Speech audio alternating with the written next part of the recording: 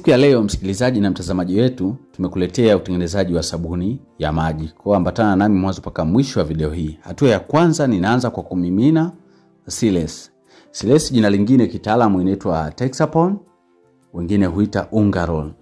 So kirefu chake au kitaalamu zaidi kisayansi wanaita ni sodium lauryl ether sulfate. So ndo kifupi chake hasa tunaita Siles. Kwa siku ya leo msikilizaji tunamimina Siles kwenye jaba. Kumbuka kwamba Siles kazi yake kubwa ni kutoa mapovu kwenye sabuni. Mapovu, lakini pia kusoftisha sabuni iwe laini. Baada ya hapo tuna chumvi. Chumvi ambayo inapaswa kutumika hapa katika uzalishaji wa sabuni hii ni chumvi ya mawe. Na kumbuka kwamba chumvi ya mawe inatusaidia kusaga ile Siles, lakini pia chumvi ya mawe inatusaidia kupata ule uzito kwenye sabuni.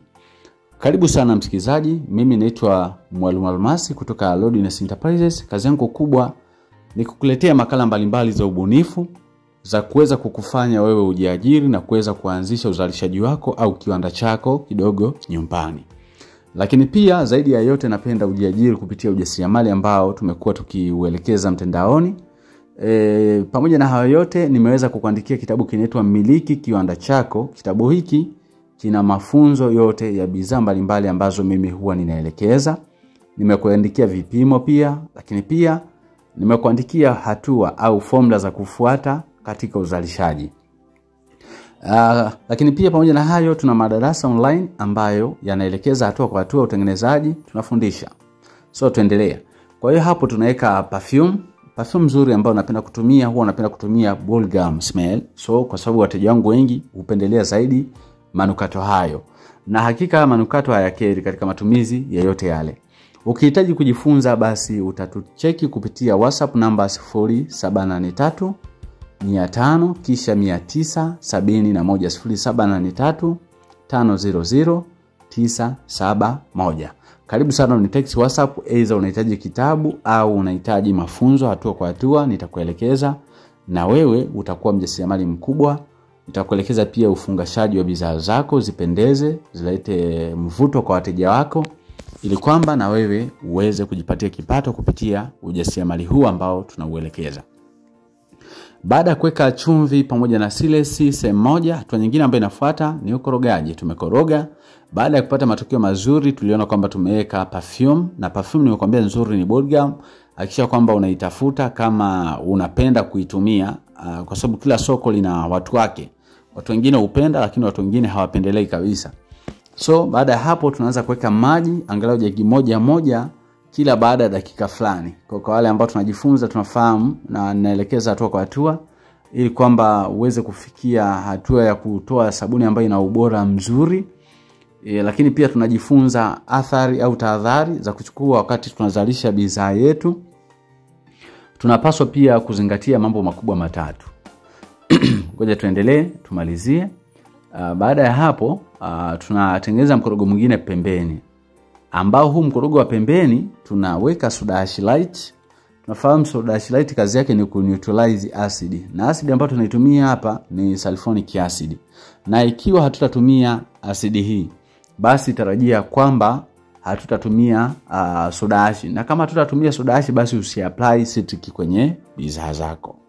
Kwa hapa tunaanza kwa kumimina, tunamimina hii hapa ni soda ash light ambayo pia hata katika darasa la sabuni za unga huwa tunaitumia hii soda ash light, kwa sababu kule tunatumia sodium metasilicate, tunatumia Nansa, tunatumia optical brighter.